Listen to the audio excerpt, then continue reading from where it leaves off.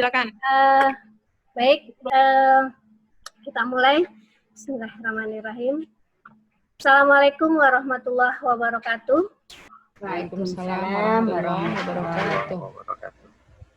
Alhamdulillah, puji syukur kita panjatkan kehadirat Allah Subhanahu wa Ta'ala, yang mana pada kesempatan siang menjelang sore ini kita masih bisa berkumpul meskipun melalui udara secara webinar.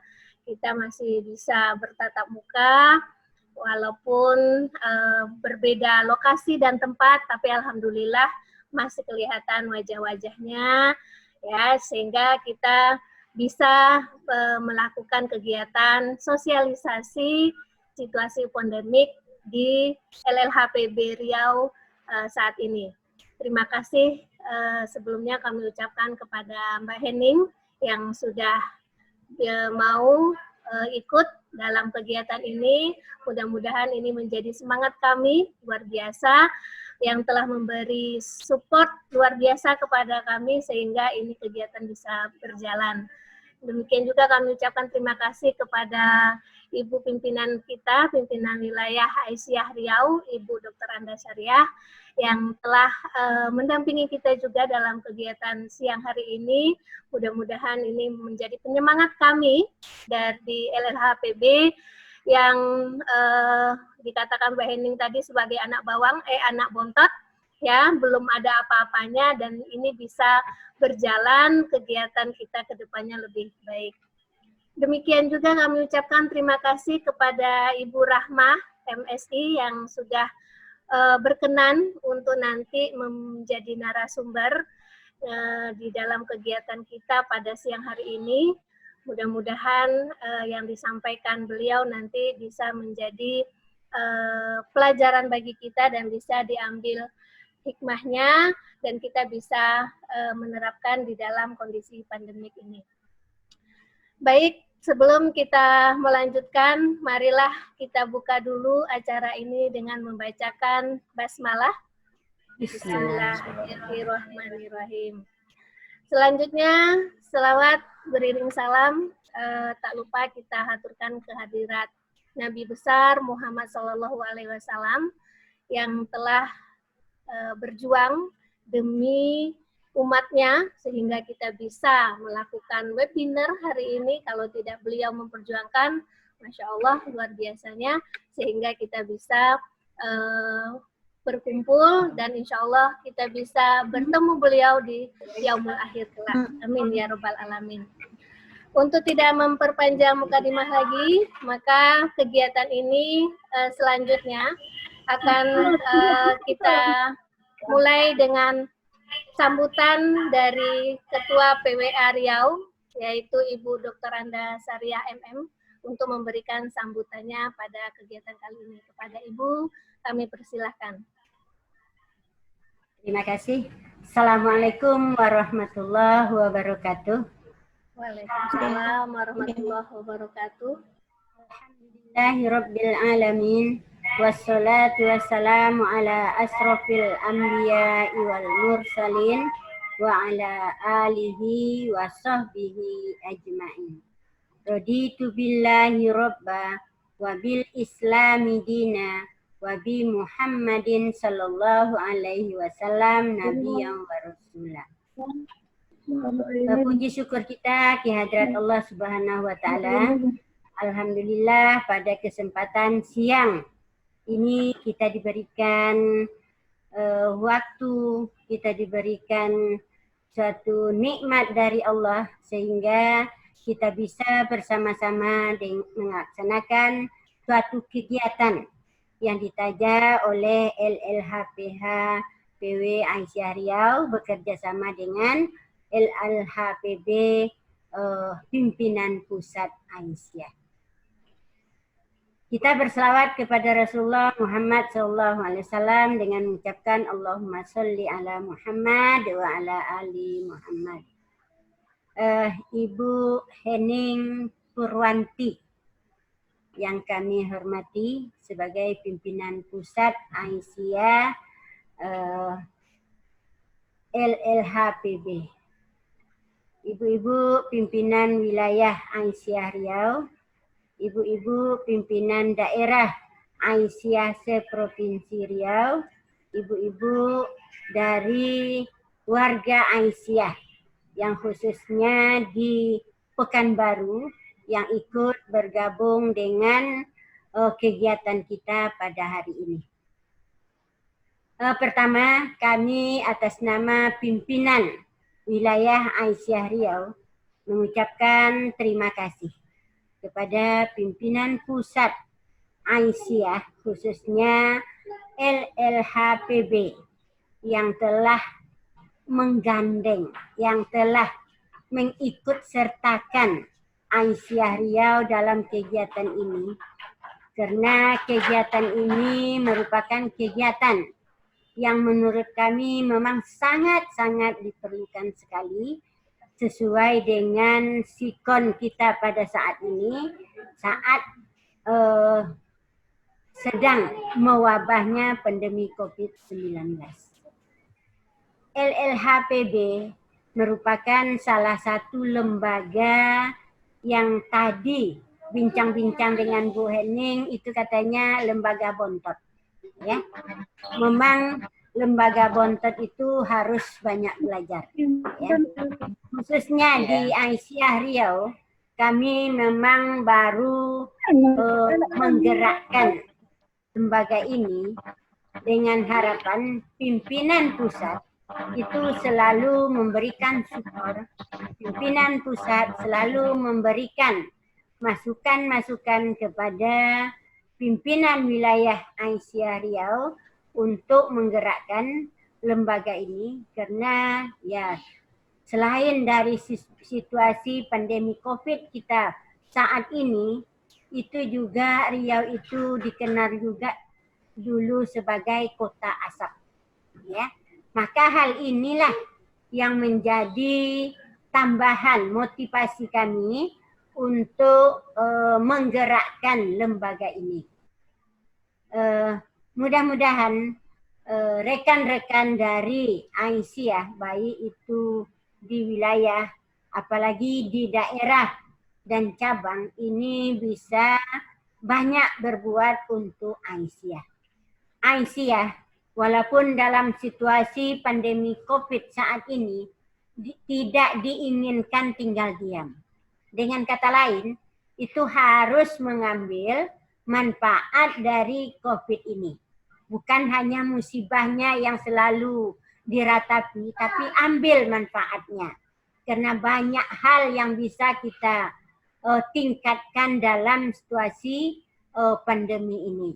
Maka Aisyah, salah satu amal salehnya, ini diharapkan dapat bersama-sama ini menanggulangi pandemi COVID, dapat bersama-sama menyukseskan adanya protokol-protokol kesehatan itu, sehingga musibah pandemi ini bisa sama-sama kita lalui. Dan marilah kita sama-sama bermohon doa kepada Allah agar secepatnya pandemi ini diangkat oleh Allah dan kita dibebaskan dari musibah ini. Mungkin ini saja yang bisa kami sampaikan. Sekali lagi ucapan terima kasih kami kepada pimpinan pusat yang telah mengikut sertakan pimpinan wilayah Aisyah Riau. Terima kasih kami sampaikan. Nasrun minallah wa fathun qarib wa basyiril mu'minin. Wassalamualaikum warahmatullahi wabarakatuh. Waalaikumsalam warahmatullahi wabarakatuh. Terima kasih kepada Ibu Dr. Anda Syariah MM yang telah memberikan sambutannya. Sebelumnya kami sampaikan kepada seluruh peserta, mungkin untuk yang belum memberikan argumen atau belum diperkenankan untuk berbicara, dimohon untuk mute terlebih dahulu mikrofonnya agar suaranya tidak masuk, ya. Oke, terima kasih. Selanjutnya kami ucapkan kepada ibu-ibu yang sudah bergabung, khususnya guru-guru dari Pekanbaru, kemudian dari PDA seluruh Riau yang sudah bergabung. Alhamdulillah kita sudah mendaftar melalui Google Form itu hampir 70 orang, ya alhamdulillah. Namun yang di Zoom ini masih sekitar 40-an lebih. Mudah-mudahan ada yang menyusul karena kemarin memang ada disampaikan secara japri bahwa kendalanya untuk bergabung di Google Form itu juga memerlukan sinyal yang luar biasa. Nah, sehingga ini mungkin saya rasa juga masih berjuang untuk bergabung. Mudah-mudahan nanti masih sempat bergabung. Jadi untuk yang lainnya kami ucapkan selamat bergabung dan selamat mengikuti. Dan selanjutnya kami berikan waktu dan kesempatan kepada Ibu Dr. Anda Hening Purwanti Parlan, MM, yang nanti akan memberikan sambutan dan mungkin sedikit ya Mbak Hening mengarahkan ini kegiatan kita ini seperti apa. Nah, sehingga nanti ibu-ibu juga akan paham dan mudah-mudahan nanti bisa mengikuti sampai selesai bersama kita nanti di dalam acara ini, dan sekaligus kami meminta untuk bisa membuka acara ini. Baik, kepada Mbak Hening kami persilahkan. Ya, terima kasih Kak Irma. Bismillahirrahmanirrahim. Assalamualaikum warahmatullahi wabarakatuh. Waalaikumsalam warahmatullahi wabarakatuh. Ya, alhamdulillahirabbil alamin, wassalatu wassalamu ala asrofil anbiya'i wal mursalin wa ala alihi wa sahbihi ajmain. Amma ba'du. Alhamdulillah wa syukurillah kita semua siang hari ini bisa bersama, bisa bertemu dengan ibu-ibu semuanya dari Riau. Kami bisa dari jauh bisa sowan Ibu Syariah, Ketua PWA Riau, dan ibu-ibu semua yang pada hari ini kita bertemu bersama untuk acara sosialisasi tentang keluarga lenting. Nah, nanti saya akan menjelaskan tentang ini.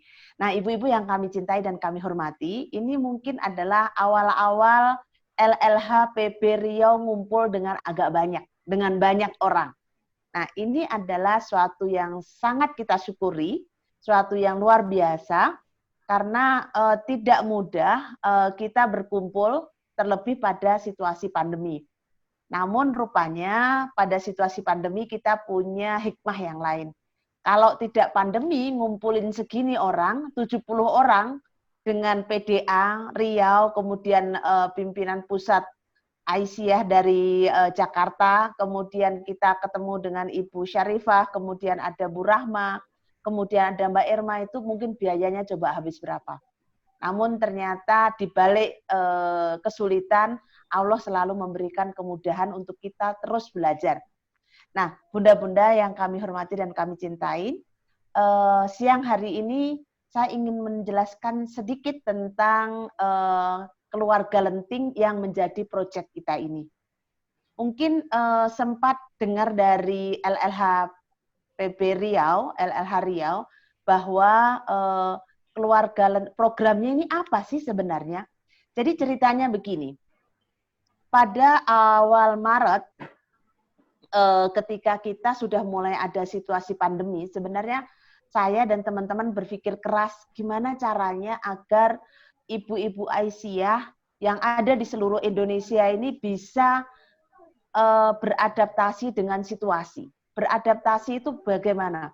Beradaptasi artinya bahwa dia bisa memahami bahwa ini ada situasi pandemi, kemudian bisa melakukan kegiatan-kegiatan secara new, secara yang berbeda, secara adaptif, dan sekaligus bisa bertindak atau melakukan aksi-aksi nyata yang bisa keluarganya tetap hidup secara baik, kemudian masyarakatnya tetap bergulir, ekonominya tetap baik. Ini kan tidak gampang. Nah, Sehingga yang pertama kami pikirkan adalah membangun keluarga lenting atau membangun keluarga tangguh. Bunda-bunda, kelentingan atau ketangguhan dalam bahasa Inggris itu adalah resiliensi. Resiliensi itu adalah sebuah daya atau kekuatan di mana dia mental kalau ada situasi yang sulit. Bunda-bunda tahu bola bekel? Nah, bola bekel itu kalau dilempar kan balik ya, Bu. Nah, itu adalah lenting. Nah, bunda-bunda Aisyah itu harus menjadi pelopor untuk kelentingan. Jadi ada situasi apapun itu orang-orang Aisyah, ibu-ibu itu lenting. Bolak-balik jadi bola bekel pokoknya. Kanan kiri tahan. Tetap kuat, tetap hebat. Nah, ini yang harus kita cari caranya. Saya terus terang berpikir keras, gimana caranya gitu. Waktu itu kita nggak punya dukungan sama sekali, Bunda. Kemudian saya teleponin beberapa, saya ajak pertemuan seluruh LLH di Indonesia. Kita ajak bagaimana bunda-bunda apa yang harus kita lakukan untuk kita beradaptasi dengan situasi ini, agar keluarga kita menjadi keluarga yang lebih lenting, keluarga yang tangguh, keluarga yang resilient. Waktu itu kita kepikir dengan 4 konsep. Konsep yang pertama, karena apa? Keluarga lenting itu besar, keluarga tangguh itu indikatornya banyak. Tapi sebagai contoh, keluarga tangguh atau keluarga lenting adalah keluarga yang dia punya mengetahui analisis di sekitar dia resiko apa atau bencana apa yang akan terjadi. Yang kedua, dia tahu siapa saja yang dekat dengan dia dan kemudian akan menjadi support system. Contoh indikator yang ketiga misalnya, secara sistem itu sudah tertata dengan baik. Sistem itu apa? Sistem itu tata cara, sistem itu governance, sistem itu adalah tata kelola. Nah, contohnya begini, kalau ada satu keluarga Aisyah yang dia menjadi titik untuk memulai keluarga lenting misalnya Mbak Irma, maka Mbak Irma itu tahu petanya, anggota Aisyah itu di Riau kayak apa aja. Jadi misalnya, oh yang ini adalah ahli kesehatan, jadi ini kalau ada apa-apa tanya ke dia tentang kesehatan. Yang ini adalah ahli bencana, yang ini adalah ahli agama, yang ini adalah ahli lingkungan. Nah itu hanya soal informasi atau kemudian sistem. Tapi kemudian bagaimana yang di dalam rumah tangga? Nah, keluarga adalah basis, adalah dasar, adalah landasan. Kalau keluarga tidak mempunyai ketahanan atau kelentingan, kalau keluarganya ambruk, masyarakatnya akan lebih ambruk. Maka keluarga menjadi daya lenting pertama. Nah, bunda-bunda bisa mengidentifikasi apa saja yang menimbulkan resiko di dalam keluarga. Resiko pertama, kalau di dalam keluarga tidak tahu tentang COVID, itu bahaya. Karena ini situasi pandemi, maka keluarga yang tahan, keluarga yang lenting, keluarga yang tangguh harus tahu dulu tentang situasi COVID. Jadi kalau COVID itu berarti harus pakai masker, kalau COVID berarti harus cuci tangan, kalau COVID tidak boleh berkerumun, kalau COVID tidak boleh, banyak sekali. Kalau COVID, dalam situasi COVID harus melakukan apa? Sorry. Nah, kemudian itu kan satu soal COVID. Yang kedua, bagaimana dengan urusan ketahanan pangan? Kalau gara-gara COVID, ibu-ibu dan bapak-bapak emosi karena tidak mempunyai penghasilan, ini juga tidak terjadi ketangguhan. Maka kemudian kami ada yang pertama itu kita mengambil keluarga yang lenting, menurut kami dari LLHPB, indikator yang pertamanya adalah keluarga yang sehat, keluarga yang mengerti tentang COVID. Yang kedua, sekarang, apa yang menyebabkan di dalam keluarga itu tidak lenting? adalah lingkungan, Bu. Lingkungan itu satu misalnya, buang sampah sembarangan.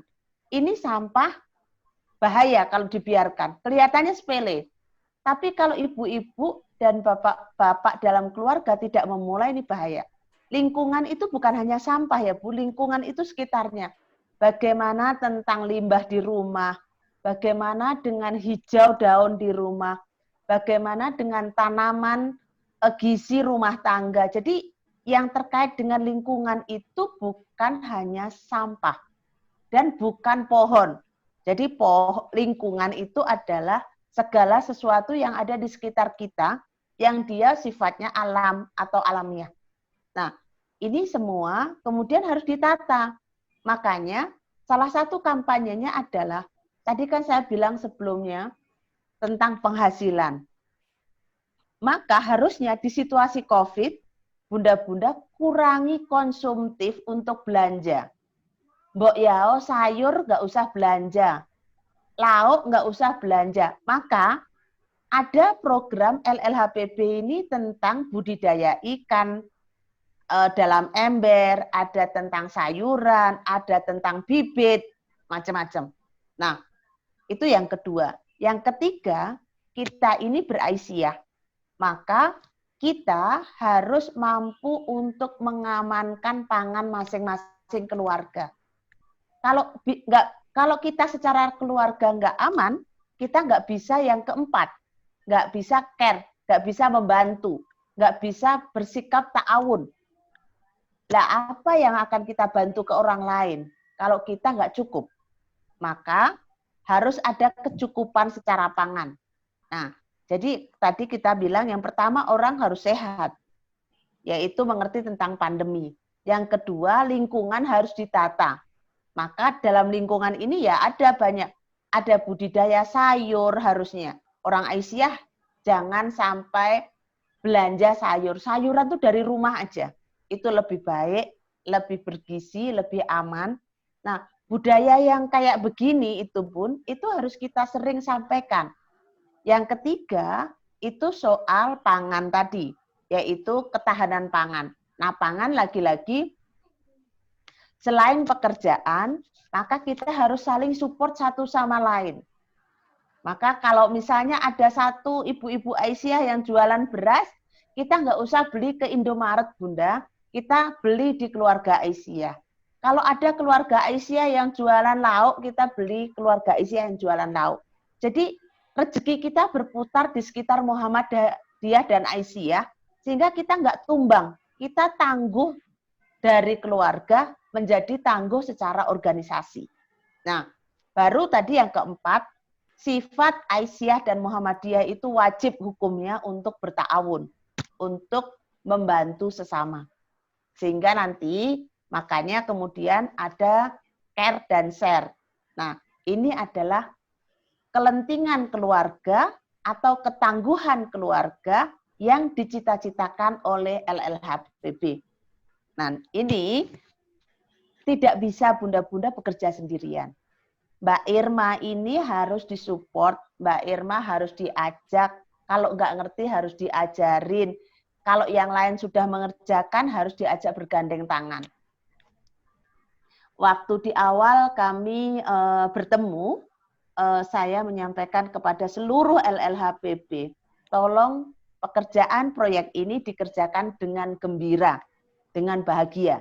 Yang kedua, dikerjakan dengan kolaborasi. Jadi tidak aku-akuan. Kan saya sering sekali dengar, bukan hanya di pusat, tapi juga di wilayah, di daerah. Ini urusan saya dong, ini kan ini saya. Mbok yao, kita itu urusan kayak gitu enggak lagi. Artinya ego itu enggak terlalu dikedepankan. Karena kolaborasi itu menjadi kunci sekarang. Kalau kita nggak bisa kolaborasi, maka kita nggak bisa membuat pekerjaan kita menjadi movement. Pekerjaan kita hanya dimiliki oleh satu lembaga atau satu majelis, dan itu akan sangat buruk. Maka kalau mau membuat pekerjaan kita menjadi movement atau gerakan, maka kita harus mengejak banyak pihak. Ada kampus, ada sekolah, ada majelis dan lembaga yang lain, ada Muhammadiyah, ada MDMC, kita punya banyak sekali. Kita harus mampu mengajak mereka berjejaring, gitu. Nah, bunda-bunda yang kami hormati dan kami cintai, nah sekarang apa yang kemudian dilakukan di LLH Riau? Jadi Kak Irma dan teman-teman, kita sekarang bekerja di 16 provinsi, Bunda. Kebetulan kami dapat dukungan dana, tidak besar, sangat sedikit sebenarnya kalau dihitung uang. Dibandingkan dengan proyek-proyek Aisyah yang lain, kita masih kecil. Tapi sekali lagi saya kemarin bilang ke Mbak Irma, tolong kita ambil energinya. Energi positif, ini yang harus kita keluarkan. Dan saya berharap, saya bilang kepada bunda-bunda, boleh jadi kalian adalah anak bawang sekarang, masih LLHPB belum kelihatan, tapi LLHPB kalau terus belajar bisa menjadi the best. Bisa menjadi yang paling kuat karena apa? Negara kita adalah negara yang banyak terjadi bencana, lingkungan kita adalah lingkungan yang rusak, yang kita selalu harus siap untuk tangguh dan selalu siap untuk bekerja sama. Nah, jadi makanya kuncinya itu adalah bahagia mengerjakannya, gembira mengerjakannya, dan kita berkolaborasi dengan semua pihak. Nah, di 16 yang saya sampaikan tadi adalah kita punya dari ujung barat sampai ujung timur, karena kita awalnya karena memang dana sedikit, tapi pembelajaran dari apa yang sudah dilakukan itu tidak hanya dimiliki oleh 16 organisasi, 16 wilayah, tapi juga disebarkan ke seluruh Indonesia. Nah, oleh karena itu, bunda-bunda semuanya, mari bersemangat bahwa spirit untuk membangun keluarga tangguh itu diletakkan dalam setiap jiwa ibu-ibu Aisyah, ibu-ibu guru, ibu-ibu pengurus, di mana ini menjadi sangat penting. Kalau memang perlu training tentang keluarga tangguh, saya siap untuk memberikan training itu. Training seluruh Riau, Aisyah, Mbok saya siap untuk memberikan training. Saya bisa tambah beberapa narasumber, baik dari BNPB atau mungkin BPBD, agar ibu-ibu lebih, oh begini toh ceritanya. Gitu. Nah, satu lagi sebelum saya membuka, jadi kalau ternyata Kak Irma dan teman-teman ini Mbak Ning ini kan proyeknya kecil banget nih gimana? Saya selalu bilang, Kak ini adalah stimulus aja. Jadi sebenarnya untuk menggerakkan sesuatu itu perlu bensin. Kalau kereta itu perlu tenaga. Jadi ibarat kita berjalan, LLHPB itu ada di gerbong belakang, kemarin tidak ada energinya. Nah sekarang kita punya energi, kita menggandeng yang lain untuk barengan dalam satu gerbong kereta untuk menuju satu visi yang sama. Nah jadi saya selalu bilang ke teman-teman pengurus LLHPB di seluruh Indonesia, jangan putus asa. Kalau ada kesulitan kita bisa sampaikan, dan saya ini orangnya 24 jam, bunda-bunda, Ibu Syarifah, dan ibu-ibu, semua bolak-balik tanya, Mbak Hening saya mau tanya, Mbak Hening saya mau tanya. Saya terbuka.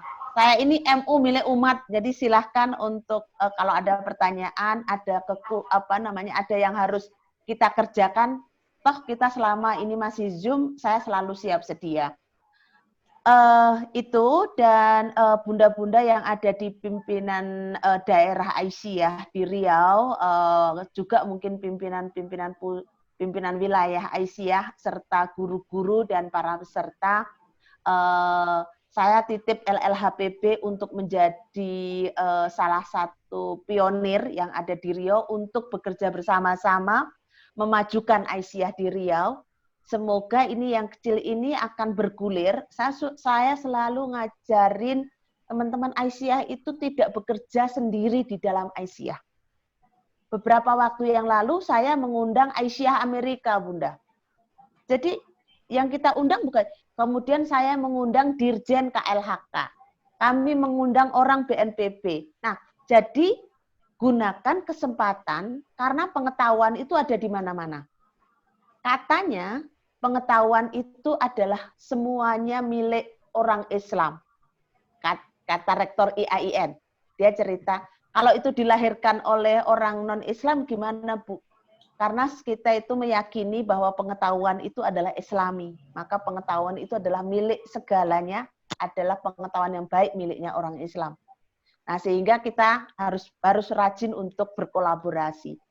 Mbak Irma dan teman-teman, akhirnya saya penjelasannya sudah cukup, saya pikir, tentang keluarga Lenting. Saatnya nanti kita dengarkan Mbak Rahma gantian sebagai narasumber, dan terima kasih banyak. Saya bisa bersilaturahmi bunda-bunda semuanya dari PDA seluruh Riau, pengurus, ibu-ibu guru. Saya terima kasih hari ini bisa bergabung, dan insya Allah kalau misalnya ada apa-apa saya akan siap membantu Bu Syarifah. Saya 24 jam bisa Mbak Irma. Mbak Irma tahu sendiri, saya bisa ditelepon kapan aja, bisa di WhatsApp, bisa dikontak. Nah, moga-moga yang kecil ini akan bergulir menjadi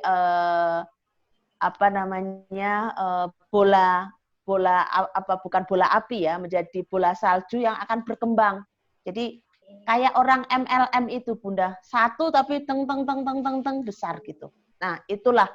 Jadi kebaikan harus ditularkan, semangat dan energi positif harus terus dikembangkan. Akhirnya saya terima kasih banyak atas pertemuan hari ini, dan saya ingin membuka acara ini dengan bacaan kita baca basmalah bersama-sama, semoga lancar. Bismillahirrahmanirrahim. Ya, atas nama kasih sayang, dengan nama Allah yang Maha Pengasih dan Maha Penyayang, kita mulai acara ini, semoga lancar dan mendapatkan berkah, serta semua orang yang hadir mendapatkan pengetahuan yang baik dan bisa dilakukan di tempatnya masing-masing. Akhir kalam, billahi taufiq wal hidayah. Assalamualaikum warahmatullahi wabarakatuh. Saya kembalikan kepada Mbak Irma. Terima kasih. Assalamualaikum warahmatullahi wabarakatuh. Terima kasih Mbak Ening yang telah memberikan sedikit tentang kelentingan keluarga atau program ini, dan sekaligus membuka kegiatan kita untuk siang hari ini. Alhamdulillah, benar Mbak Hening ini adalah ibu tangguh luar biasa, ibu siaga seperti tadi 24 jam. Jadi kadang saya juga biasa menelpon Mbak Hening itu jam 11 malam atau jam 12 tuh di chat masih dibalas. Jadi emang welcome sekali, silahkan kalau emang ibu-ibu yang lain juga mau bertanya, silahkan. Beliau multi talent, ya, semua bisa. Ya, jadi untuk lingkungan dan penanggulangan bencana ini alhamdulillah Mbak Hening ini jagonya, dan ini emang masternya di sini. Jadi mumpung ada orang hebat, silahkan kita bisa memanfaatkan dan mengambil ilmunya untuk semua. Baiklah, untuk sesi selanjutnya ini adalah yang kita tunggu-tunggu, yaitu materi yang akan disampaikan oleh Ibu Rahma MSI. Nanti Ibu Rahma akan berbicara tentang situasi pandemik yang nanti akan dihubungkan dengan psikolog, ya, baik itu nanti terhadap anak mau terhadap secara umum. Nanti sama-sama kita dengarkan agar kita bisa menyikapi dan bisa menjadi lenting keluarganya, ya. Baik, kepada Ibu Dr. Rahma MSI selaku narasumber kita pada hari ini, kita akan persilahkan. Namun sebelumnya saya akan membacakan terlebih dahulu biodata beliau. Nama Ibu Rahma MSI, ini tempat lahir di Bangkinang, tanggal 24 April 1974. Pekerjaan adalah dosen Stikip Aisyah Riau, dan beliau sekaligus ini menjabat sebagai Ketua Stikip Riau, Aisyah Riau. Dan beliau juga sebagai ketua didasmen kita di Aisyah Riau. Dan beliau menyelesaikan S1 di hukum, S1-nya, kemudian S2-nya psikologi UGM, dan sekarang lagi proses untuk S3. Mudah-mudahan ini cepat terwujud dan selesainya sehingga kita mempunyai tambahan doktor di Aisyah. Amin. Pekerjaan beliau ini sampai sekarang itu adalah dosen luar biasa di UIN, UIN Susko dari 2003 dan sampai sekarang. Kemudian itu dosen kontrak di Fakultas Psikologi di UIR. Kemudian dosen luar biasa juga di Tabrani. Kemudian dosen UT juga. Dan dosen tetapnya adalah di Stekip Aisyah Riau. Pengalaman mengikuti organisasi beliau ini adalah ketua NA dari tahun 90 sampai 93. Kemudian ketua Komisi Senat IAIN Imam Bonjol pada tahun 96. Kemudian selanjutnya pengurus Aptisi 2017 sampai sekarang. Dan sekarang beliau mengurus Forum Dosen Indonesia. Luar biasa ya, sibuknya Ibu Rahmah ini. Dan publikasi yang sudah beliau sampaikan, Jurnal Visi UNJ 2016, kemudian di 2017 juga sudah disampaikan, kemudian ada beberapa proceeding internasional. Luar biasa sekali ya. Jadi mudah-mudahan dengan pengalaman beliau yang sudah luar biasa, ini materi yang disampaikan bisa mendapatkan pelajaran bagi kita yang mendengarkan. Untuk itu kepada Ibu Rahma, MSI, kami persilahkan untuk memberikan waktu untuk memberikan presentasinya kepada kita semua sehingga ibu-ibu semuanya bisa mendapatkan pelajarannya. Silakan Ibu Rahma.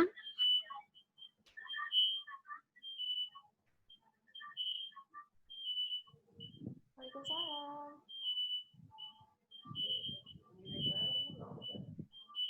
Bapak sudah.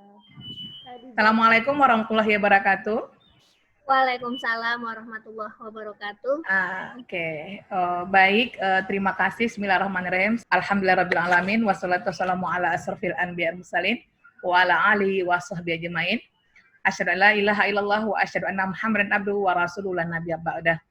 Raditu billahi rabbah wa bil islam madinah wa bil Muhammadin nabiyya wa rasulah. Alhamdulillah pada siang yang berbahagia ini Allah masih memperkenankan kita untuk bisa berjumpa di kegiatan sosialisasi secara webinar ini. Saya mengucapkan terima kasih yang sebesar-besarnya telah dipercaya untuk memberikan mungkin lebih sering ilmu kali ya. Kalau memberikan ilmu barangkali karena di sini para pesertanya semuanya sebagian besar pakar-pakar ilmu. Jadi kita mungkin lebih sharing. Salam Allahumma sholli ala Muhammad wa ala ali Muhammad. Kalau kita berbicara tentang kelentingan keluarga, apalagi dengan kondisi pandemi COVID-19 ini, memang saya masih ingat bahasanya Bapak Jokowi kali bahasanya ya, bahwasanya kita ini memang harus bisa berteman, bersahabat dengan COVID. Kita harus bersahabat dengan Corona. Bahasa itu sebenarnya sangat dalam. Kalau kita baca falsafahnya itu sangat dalam sebenarnya. Kenapa sih harus bersahabat? Kenapa sih harus berteman? Karena kondisi ini tidak ada seorang manusia pun, bahkan negara maju pun bisa memprediksi kapan kondisi ini selesai. Jadi mau tidak mau kita harus bisa berteman. Kita kalau bahasanya Ibu Ketua PWA tadi dan juga bahasa PP tadi, ya kita harus bisa menghadapi semuanya dan kita berusaha mencari hikmah dari semua yang ada. Jadi memang ketika kita dihadapkan dengan persoalan, memang tetap ujung-ujungnya kembali comeback to basic. Jadi bahasa comeback to basic itu ya kita memang kembali ke keluarga. Kenapa kita mengutamakan keluarga ya? Karena memang bagaimanapun ketahanan keluarga itu merupakan power awal, power utama bagaimana kita bisa bertahan untuk menghadapi kondisi-kondisi ini. Nah, saya diberikan kesempatan untuk mengkaitkannya bagaimana urgensi kelentingan keluarga, kekuatan keluarga yang berkaitan dengan psikologi. Ada beberapa hal sebenarnya ketika kita ingin mencoba menciptakan bagaimana menciptakan keluarga yang tangguh. Dalam artian tangguh dengan kondisi sekarang, tangguh dengan kondisi COVID, tangguh dengan keadaan yang ada. Karena kita tidak akan mungkin lari, kita nggak akan mungkin menutup diri ataupun menutup kondisi kita dengan kondisi yang ada. Tentu kita tetap akan menghadapinya. Memang pertama adalah, yang penting itu adalah kita memang menyiapkan atau membangun suasana menguatkan psikologis kita.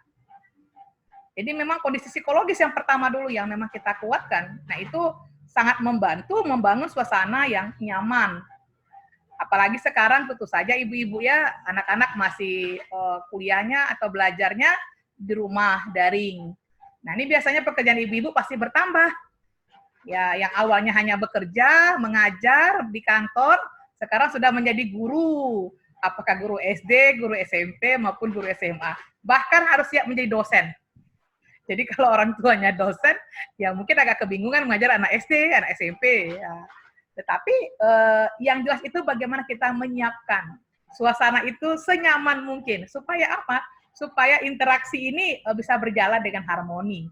Kemudian kita tetap bagaimanapun tetap menghargai, karena bagaimanapun kita tetap harus menjalani kondisi ini. Jadi memang kesiapan psikologis itu memang sangat diutamakan untuk satu ketahanan dalam keluarga. Nah kemudian yang kedua adalah saat fisik. Nah tentu saja kita sebagai orang tua tetap sebentar sayang ya. Yang kedua adalah syarat fisik, yang mana ini tentu sangat membantu untuk memenuhi kebutuhan jasmani anak. Jadi seperti saya katakan tadi, selain kita menyiapkan diri untuk menemani anak belajar, tentu saja kita juga menyiapkan kebutuhan. Yang awalnya cuma masaknya sekali sehari, ya sekarang bisa jadi 3 kali sehari. Tunggu sebentar sayang ya. Jadi 3 kali sehari jadinya gitu. Dan ini harus kita siapkan. Bagaimanapun kita tetap harus bisa menyiapkan kebutuhan itu. Mau tidak mau, siap tidak siap. Jadi memang itulah ciri-ciri sebagai keluarga yang tangguh. Nah, apalagi orang Aisyah ya. Orang Aisyah saya rasa tidak ada kata-kata tidak bisa, harus bisa. Jadi kalau kita melihat, wah di Pekanbaru, kalau di Pekanbaru belum apa-apa saya rasa. Ya Mbak Heningnya mungkin di Jakarta, sebentar sayang ya. Di Jakarta, di Jawa mungkin lebih tantangannya lebih tinggi ya, ketimbang kita masih di Pekanbaru nih, masih alhamdulillah. Jadi kebutuhan fisik pun tentu kita harus siapkan. Nah ini memang diminta sekali, memang orang tua keluarga menyiapkan itu. Ya sayang. Kemudian yang ketiga adalah bagaimana perilaku itu berkaitan dengan isu yang di sekitarnya sedang tren. Nah sebagai orang tua kita tidak bisa menutup itu. Jadi kadang-kadang ada orang tua yang tidak bisa terima dia. Oh nggak bisa nih, anak saya nggak boleh megang handphone. Anak saya nggak bisa kuliah online, nggak bisa. Harus kita siapkan diri. Jadi memang bagaimanapun kita harus bisa menyiapkan itu. Jadi apapun isu-isu yang ada kita harus siap menerima. Kita harus bisa meyakinkan anak, bisa meyakinkan keluarga kita. Kita harus bisa meyakinkan keluarga kita bahwasanya kondisi-kondisi itu akan kita hadapi. Nah, kemudian kalau kita bicara bagaimana sih gambaran sebuah keluarga yang tangguh. Jadi kalau tadi kita berbicara tentang bagaimana menyiapkan keluarga yang tangguh, nah sekarang kita berbicara bagaimana menyiapkan satu keluarga yang tangguh. Nah, pertama adalah tentu memiliki sistem keyakinan keluarga yang positif dulu. Jadi kita harus menyiapkan bagaimana sistem keyakinan keluarga. Sebentar ya. Nggak ada sayang. Maaf ibu-ibu ya. Inilah ciri-ciri keluarga yang tangguh seperti ini. Nah, jadi memiliki keyakinan yang positif. Jadi eh, bagaimana kita bisa meyakini bahwasanya kondisi yang ada itu memang harus kita setting sebaik-baiknya. Nah, ini tentu saja akan bagaimana kita meyakinkan secara positif bagaimana keluarga kita bisa menerima. Jadi kadang-kadang ada sebagian keluarga itu yang menyalahkan kondisi, kayaknya saya nggak siap dengan kondisi ini. Wah, itu susah. Oh, saya nggak terima ini, kenapa kok bisa corona ini harus ada di Indonesia? Nggak bisa. Ya, kita nggak bisa. Sedangkan negara maju saja, seperti Amerika saja, sudah KO dengan corona, apalagi Indonesia, kan? Nah, jadi kita harus bisa memiliki keyakinan bahwasanya kita harus bisa meyakinkan keluarga kita bahwa kondisi ini merupakan hal-hal yang harus kita hadapi. Nah, itu nanti akan membantu kita. Jadi ketika kita sudah mempunyai pemikiran yang positif, itu akan membantu kita ketika kita mencari solusi. Jadi kalau orang yang negatif thinking saja, itu susah dia. Itu biasanya kalau mencari solusi itu biasanya pasti nggak akan susah dia mencari solusi karena selalu akan negatif. Nah, kemudian yang kedua adalah untuk menyiapkan suatu keluarga yang tangguh itu memiliki hubungan antara keluarga yang penuh kasih sayang. Nah, ini maaf ibu-ibu semua yang saya hormati, kadang-kadang kalau kita evaluasi saja, mungkin selama ini saya yakin kondisi COVID inilah mungkin yang kita lama dengan anak-anak. Betul tidak? Nah, selama ini kita mungkin paling banyak waktu yang berkualitas dengan keluarga itu, paling banyak itu 5 jam, paling banyak. Nah, sekarang kita dikondisikan bisa jadi 24 jam full. Nah, sekarang sudah hampir masuk 6 bulan, ya 6 bulan lah kita. Nah, bagaimana kita mencoba merakit atau mendekatkan atau menyusun kembali hal-hal yang mungkin yang dulunya kurang rapi kita rapikan, yang dulu renggang kita pererat lagi, yang dulunya kurang kasih sayang atau perhatian kita ke anak, bahkan mungkin juga kepada suami, mungkin ini ditambahkan lagi. Nah, ini merupakan bagian-bagian yang akan membantu kita dalam membuat keluarga itu menjadi tangguh. Nah, kemudian memiliki aturan dan interaksi keluarga yang cukup fleksibel saat mengalami krisis dengan perubahan. Jadi ada beberapa aturan yang kita buat. Contoh, ya karena lagi COVID tentu saja kita mungkin ada aturan-aturan. Misal saya kalau mau ke rumah ya cuci tangan. Sering-sering cuci tangan, sering-sering pakai sanitizer, kemana-mana pakai masker, dan itu harus didisiplinkan. Jadi kita sebagai keluarga adalah orang yang pertama untuk membuat aturan itu. Jadi kita nggak nunggu wali kota ataupun gubernur untuk membuat aturan seperti itu, karena keluarga lah yang pertama, karena kita merupakan sebagai basically kita adalah merupakan bagian yang pertama. Nah, kemudian dapat mengembangkan komunikasi yang efektif. Nah, ini penting. Jadi maaf ibu-ibu semua, kadang-kadang kan kita kan gini, karena anak ada 4, 1 SD, 1 SMP, 1 SMA, 1 kuliah, pasti akan bertanya deh kepada kita. Kalau nggak dapat, nggak bisa. Kadang-kadang gurunya nggak memberikan penjelasan. Nah, sehingga apa? Kita sebagai orang tua harus pandai, harus cerdas. Makanya sekarang banyaklah orang tua, ibu-ibu yang cerdas sekarang. Kenapa? Karena ibu-ibu sudah pandai buka Google. Nah, Bu, ini gimana Bu? Sebentar ya Nak ya, Ibu buka Google dulu ya. Nah, kalau ibunya nggak tahu, kalau ibunya tahu, alhamdulillah. Kalau tidak, dia pasti akan membantu Mr. Google. Minimal ada kepandaian orang tua untuk itu. Kemudian yang kelima, memiliki kemampuan untuk mengenali dan menggunakan sumber-sumber kekuatan pribadi. Nah, ini tentu akan membantu. Jadi kondisi-kondisi ini kita tidak bisa akan bekerja sendiri. Tentu ada orang-orang yang terkait yang akan membantu kita untuk menyelesaikan masalah ini. Nah, anggota keluarga berkomunikasi dengan pesan-pesan yang jelas. Jadi kita nggak usah banyak berbicara, ibu-ibu, tetapi jelas apa yang kita sampaikan. Jadi ada aturan-aturan itu yang jelas kita sampaikan.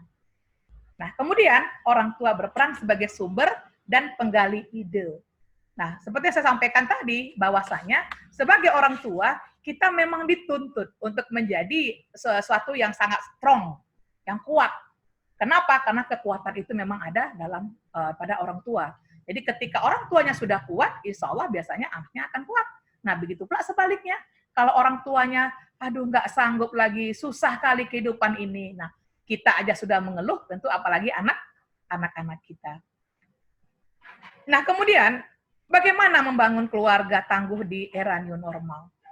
Nah, ini barangkali yang perlu kita pelajari, bahwasanya dengan new normal ini tentu ada beberapa perubahan-perubahan. Karena tanpa ada perubahan-perubahan tentu kita tidak akan tahu apakah kita bisa menjalani kondisi ini atau tidak. Pertama adalah apresiasi dan kehangatan di mana dibutuhkan untuk saling peduli dan mengekspresikan antara anggota keluarga. Nah, ini sangat penting sekali dalam keluarga. Jadi kalau saya baca-baca artikel maupun buku-buku, memang semuanya itu memang sangat berkaitan dengan psikologi semuanya, dengan kondisi sekarang ini. Karena memang pendekatan emosional inilah yang sangat membantu kita untuk bisa menghadapi kondisi saat ini. Kemudian kita tetap melakukan komunikasi yang positif, di mana ada hal-hal yang kurang itu kita komunikasikan. Ya misalnya ibu-ibu yang kondisi yang ada kurangnya pendapatan. Nah itu tuh ini dikomunikasikan. Jadi kadang-kadang ada sebagian pasangan atau suami atau istri yang tidak mau mengkomunikasikan. Kalau ibu-ibu lihat di TV ada yang bunuh diri. Kenapa? Karena tidak sanggup dengan kondisi COVID. Ya saya rasa selaku kita orang Islam, apalagi orang-orang Aisyah, tidak akan mungkin melakukan itu, impossible ya. Jadi kita memang harus kuat. Nah, bagaimana cara kita?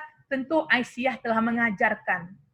Kalau kita lihat sejarah, kayak Haji Ahmad Dahlan dan istri saja untuk memperjuangkan Aisyah saja, itu dari nol sekali, hingga bisa seperti sekarang. Nah, apalagi kita hanya menghadapi kondisi COVID. Saya yakin orang-orang Aisyah bisa menghadapinya dengan baik.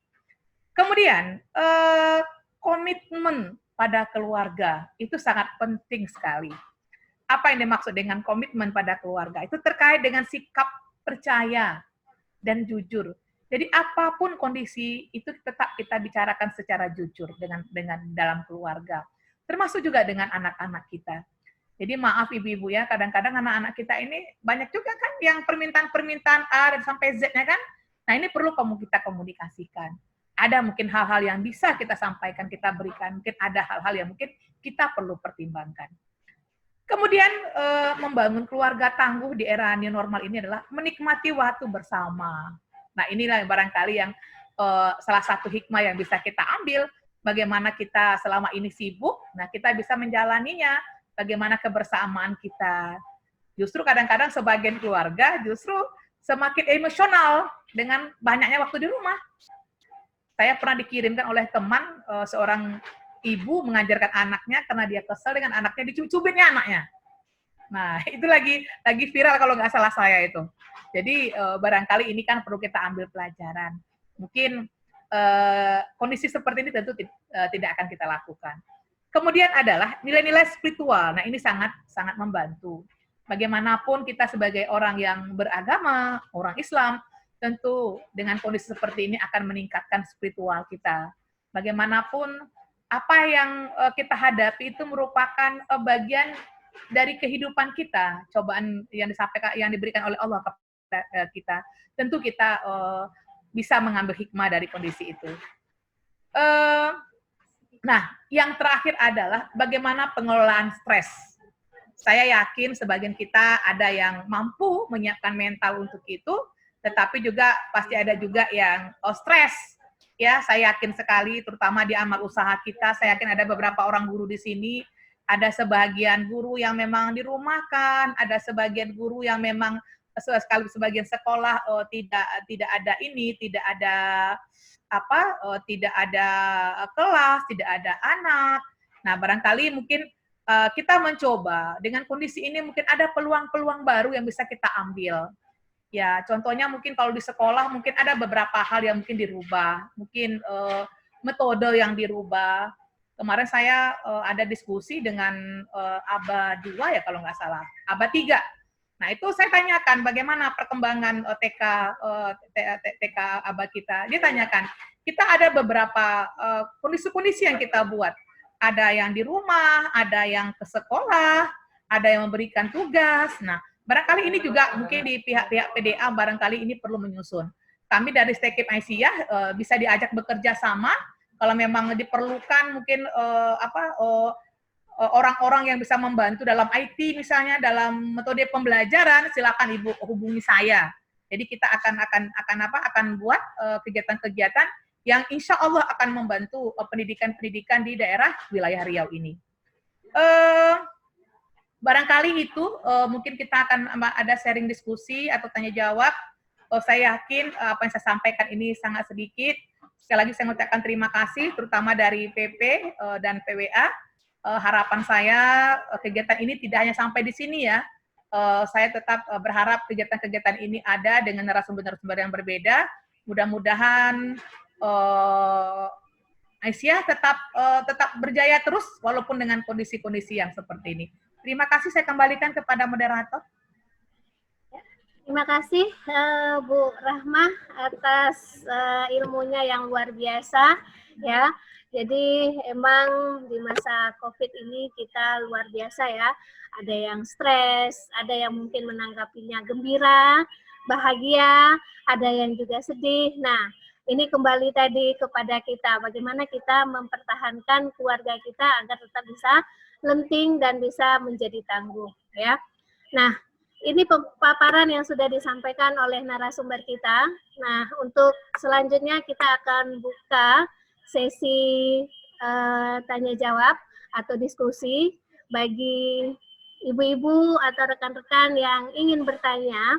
Dalam hal ini kami persilahkan bisa lewat chat atau bisa langsung mengaktifkan mic-nya untuk langsung bertanya ya kepada narasumber.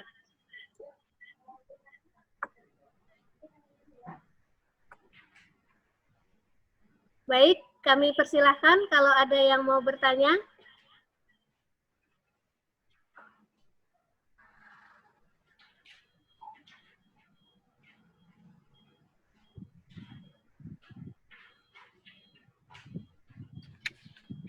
Ada ibu-ibu yang mau ditanyakan atau yang mungkin mau berargumen tentang kelentingan keluarga dari sisi psikolog, ya baik itu pada pendampingan anak, kemudian kita selaku orang tua, atau bahkan kita menghadapi kondisi yang stres.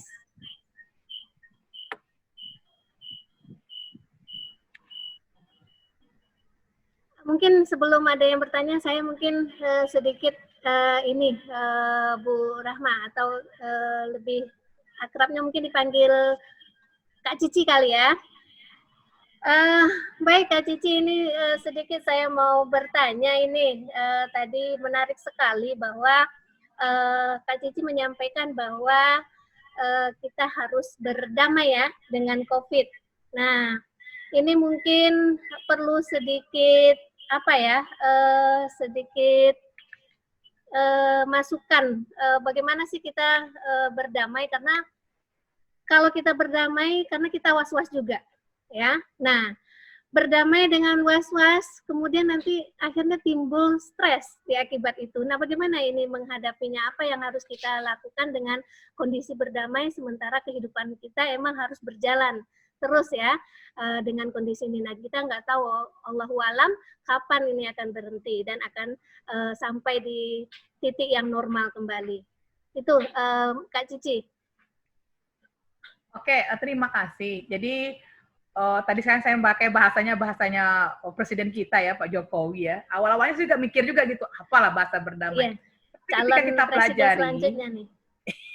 Tapi kita pelajari, berdamai dalam artian kita memang harus, kalau dalam psikologi itu ada namanya penerimaan diri, penerimaan keadaan. Bukan qanaah ya, ini perlu kita lurus ini, jadi bukan pasrah gitu kan, pasrah tapi tak rela. Jadi kita belajar untuk menerima. Saya yakin pada awalnya kita pasti tidak akan siap menerima itu. Kalau kita lihat ibu-ibu yang saya hormati semua, macam ada flu burung, ada flu babi, ada flu Singapura, itu kan rata-rata kan tidak orang yang membawanya. Itu rata-rata kan ada dari udara, ada dari binatang. Nah, itu kan bisa kita hindari. Nah, ini kan flu pada corona ini, COVID-19 ini, itu kan orang. Nah, kita kan nggak mungkin orangnya siapa, entah suami kita, entah anak kita, entah tetangga kita, entah teman sejawat kita kan nggak nampak nih. Apalagi sekarang ini banyak kasus yang justru orang-orang yang sakit itu orang-orang yang tidak pernah berkaitan dengan hal yang kotor-kotor ya. Kalau kita lihat di pasar tuh orang kotor-kotor semuanya, sehat-sehat semua kan. Nah, justru orang yang bersih-bersih aja kan. Nah, makanya saya katakan tadi kita harus siap menerima. Dalam artian ketika kita menerima sesuatu, kita menyiapkan diri untuk menerima itu. Nah, kita menyiapkan diri apa saja yang bisa menghindari kita dari hal itu. Ya, misalnya kita mungkin pertama kita siapkan dulu fisik dan psikis kita, itu yang pertama. Kemudian kita berusaha menjaga jarak dengan orang. Ya mungkin kalau berbicara dengan orang mungkin ya jangan sampai dekat-dekatan, atau mungkin kita 1 meter 2 meter. Kemudian kita memakai masker. Kalau kemana-mana kita tetap safety, mencuci tangan. Dan itu kita biasakan kepada kita dan anak-anak kita.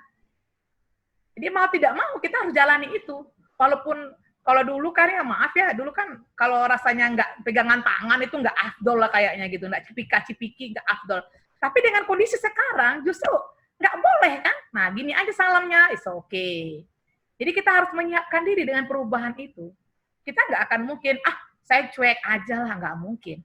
Karena bagaimanapun saya yakin kalau ibu-ibu kita semua ini sehat, insya Allah keluarga kita sehat. Tapi kalau ibu-ibunya sudah demam, ibu-ibunya sudah sakit, nah itu besar kemungkinan semuanya akan sakit. Jangan lagi kita ngomong COVID lah. Ngedemam aja lah sedikit ibunda-bundanya di rumah. Ya Bu Erna ya. Betul, ya, betul. Nah, kalau demam sedikit, pasti semuanya akan demam. Apalagi yang kalau ibunya sudah menyiapkan pagi-pagi sarapan, aduh ibu sakit kepala sayang, udah demam semuanya, sama bapaknya juga demam. Nah, apalagi dengan kondisi COVID. Jadi maka saya katakan tadi kita memang harus menyiapkan diri untuk itu, harus bisa menjalani itu, menghadapi itu, menyesuaikan itu, mau tidak mau. Jadi bahasanya Pak Jokowi bersahabat ya, kita harus berteman, tetapi tetap memakai protokol yang ada. Jadi kita nggak akan mungkin, nggak boleh, saya nggak terima, pokoknya saya nggak siap, nggak bisa. Siap tak siap, apalagi saya yakin orang-orang Asia harus siap. Saya yakin orang-orang Asia itu pasti tangguh. Tidak COVID aja tangguh, apalagi ada COVID. Kira-kira seperti itu, Bu Irma? Siap, Mbak Cici. Ya, terima kasih atas penjelasannya. Jadi, apapun kondisi. Baik, silakan Ibu, langsung aja. Eli. Assalamualaikum Kak Cici. Waalaikumsalam, Kak Eli. Ya, mau udah nih. Sedikit siap. Oke. Bagaimana sikap kita Kak Cici terhadap anak yang mulai boring di rumah? Kebosanan cara waktu belajar yang tidak stabil. Mungkin dari daftar pelajaran dari guru yang tidak tepat waktu, itu bagaimana cara kita menyikapi dengan anak? Karena sepertinya mengganggu psikis kita juga nih menghadapi keluarga gitu loh. Terima kasih Kak Cici. Sampai nggak bisa masak ya, Bu Eli ya. Lanjut. Ya, baik. Ya, sebenarnya apa yang disampaikan oleh Kak Eli tadi memang itu rata-rata seperti itu orang tua. Termasuk saya juga. Cuma memang kalau saya pribadi, memang kita setting. Jadi kalau bahasanya kita settle lah ya, kondisi rumah itu. Jadi mungkin ada beberapa yang mungkin kita atur. Ya mungkin kalau anaknya mungkin yang sudah besar mungkin agak lumayan ya bisa disampaikan ya. Tapi kalau anak usia yang 7 tahun ke bawah ya mungkin kita mau perlu pendampingan. Ini kalau saya pribadi nih saya bawa ke kampus nih kalau nggak ada orang. Jadi kita settle semampu kita men-settle. Yang penting jangan sampai anak itu stres. Karena kalau anak stres ya kita pasti akan emosional jadinya kan. Jadi memang kita kalau bisa kegiatan-kegiatan itu kita settle. Mungkin jam sekian begini ya nak ya, kerjakan dulu tugasnya ya nak sampai jam sekian. Nanti ngapain lagi Mi? Ya nanti mungkin makan atau istirahat sebentar. Boleh nggak main game Mi? Ya bolehlah sebentar. Nah jadi mungkin boleh kita, mungkin hal-hal yang mungkin ya, makanya yang tidak biasa tadi menjadi biasa, tetapi tetap ada pembahagiaannya, tetap ada aturan. Makanya saya sampaikan tadi, tetap disiplin tadi, tetap. Jadi tetap ada kontrolnya. Karena kalau apalagi sekarang lagi megang handphone, saya yakin pada ibu-ibu yang di sini menyiapkan handphone untuk anaknya. Saya pun juga melakukan seperti itu. Karena kalau tidak, handphone ibunya yang dipakai.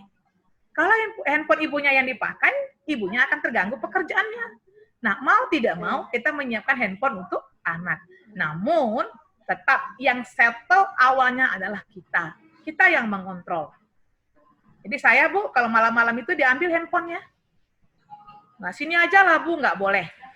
Ibu yang simpan. Besok pagi dikembalikan lagi jam 8. Jadi kita yang settle, Ibu-ibu. Karena maaf saja, Ibu-ibu ya, tentu ada kadang-kadang yang kita mungkin dia tidak sengaja membuka. Atau tiba-tiba mungkin siaran itu datang aja tiba-tiba. Tentu anak akan melihat.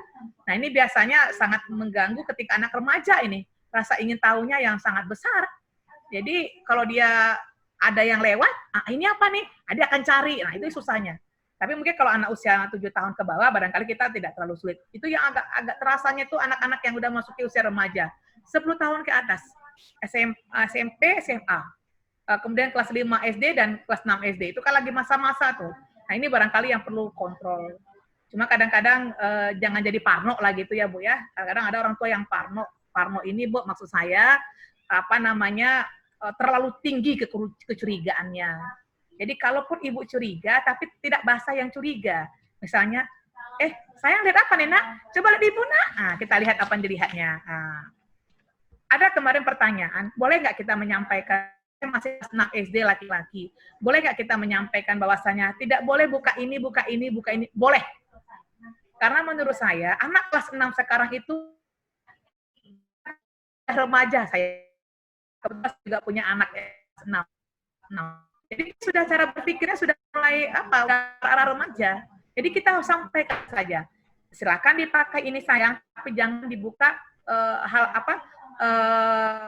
berita-berita yang tidak penting. Jadi kita boleh sampaikan itu, sampaikan saja. Daripada dia cari tahu sendiri bagaimana? Kan kita juga yang kelabakan. Jadi memang kondisi seperti ini memang kita harus settle. Jadi makanya saya katakan di materi saya bahwasanya kedekatan emosional yang terjalin yang kurang, nah disinilah saatnya kita menjalinnya kembali. Jadi yang renggang-renggang dirapatkan, yang kurang erat dieratkan. Nah kira-kira bagaimana mekanismenya? Saya kembalikan kepada ibu-ibu semuanya. Tentu kita menggunakan mekanisme yang berbeda-beda, terutama ibu yang di rumah tentu berbeda, ibu yang bekerja berbeda, ibu yang mengajar misalnya tentu akan berbeda. Kira-kira begitu, Kak Eli. Terima kasih. Baik, itu Kak Eli. Ini ada pertanyaan lewat chat, Bu Cici, kita bacakan ya. Jadi ini dari Ibu Hasmalina. Upaya apa saja yang telah Aisyah Riau terapkan sebagai wadah yang dekat dengan keluarga dalam rangka meningkatkan kelentingan keluarga? Oke, saya nggak tahu nih apakah yang menjawab ini PWA nih atau orang PP nih. Tapi kalau saya sebagai narasumber, saya jawab saja lah. Yang jelas, inilah salah satu wadahnya. Jadi webinar inilah, kita kan nggak mungkin nih ketemu-ketemu nih. Nah inilah salah satu wadah, kita bisa menyampaikan itu, bahwasanya ketahanan keluarga ini sangat penting dalam kondisi seperti ini. Dan saya yakin ketika tidak ada COVID pun, Aisyah banyak sekali ya punya kegiatan-kegiatan ya. Apakah itu di ekonominya, di majelis pendidikan, itu banyak kegiatan-kegiatan yang sebenarnya untuk meningkatkan sumber daya manusia Aisyah. Nah, jadi memang untuk kondisi sekarang tentu kita mungkin banyaknya sosialisasi. Karena inilah barangkali yang baru boleh. Karena untuk ketemu muka, makanya saya tadi menyarankan nih, kalau ada yang disediakan amal usaha, terutama majelis sidasmen, kalau memang ada mungkin keinginan-keinginan dari PDA yang mungkin membutuhkan Bu Cici, kami perlu ini Bu, pelatihan untuk membuat media dengan IT Bu, kami siapkan orangnya, kami siapkan webinarnya. Jadi kita maaf ya Bu Irma, saya sedikit promosi majelis saya nih Bu Irma. Iya, jadi kami majelis sidasmen, kalau memang ada nanti kondisi-kondisi yang memang dibutuhkan oleh PDA untuk peningkatan mutu untuk sekolah, ya mungkin lebih kepada pengembangan media ya. Oke, kami dari majelis akan kami siapkan. Saya kebetulan di Stekip ini ada beberapa dosen-dosen yang sangat bagus, apalagi kita sudah punya Ibu Dr. Nini Aryani, silakan kita ini kan, kita maksimalkan apa yang kita punya gitu. Kita nggak usah cari-cari di luar. Selagi ada SDM itu dari Aisyah, kita akan promosikan itu. Kita akan apa? Kita akan apakan? Akan kita pakai ilmu mereka gitu. Jadi ibu-ibu di PDA di wilayah Riau jangan khawatir. Kami akan siapkan apa kebutuhan ibu-ibu. Nah, yang penting ibu-ibu nanti siap aja. Bu Cici, bisa nggak kita bikin pelatihan ini, Bu? Kami perlu itu, kami siapkan. Yang penting ibu menyiapkan masanya, kita akan menyiapkan nanti narasumbernya. Barangkali itu promosi saya, Bu Irma. Baik. Terima kasih. Baik, terima kasih Bu Cici. Baik, promosi dan ilmunya sangat luar biasa dan bermanfaat bagi kita semua.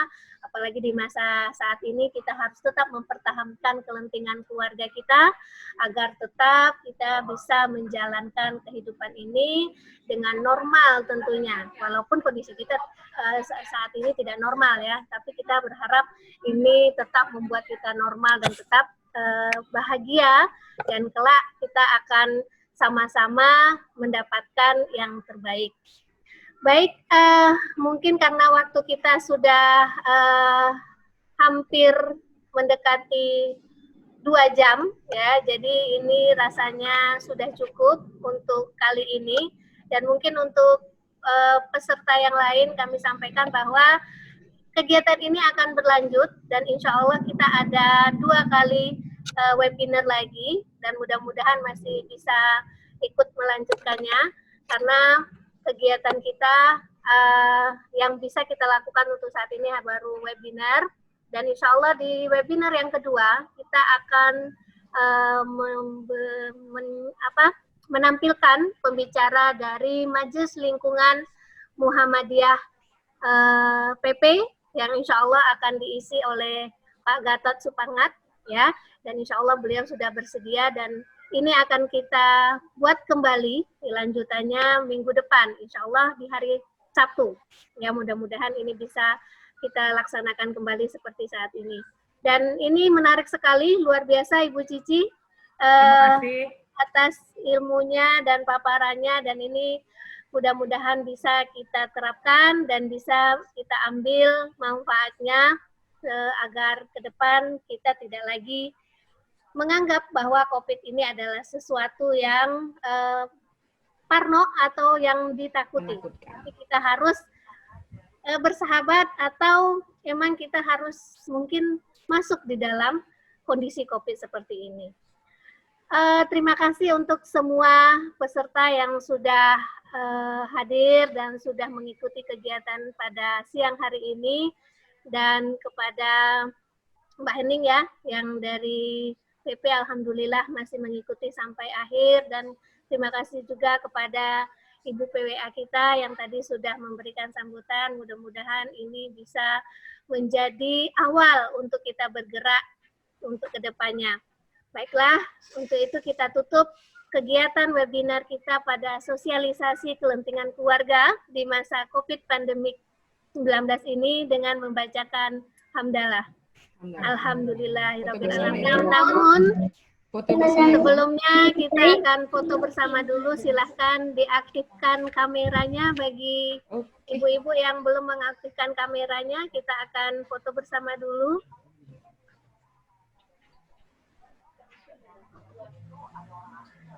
Baik, udah aktif semua. Ini masih ada beberapa yang belum aktif kameranya.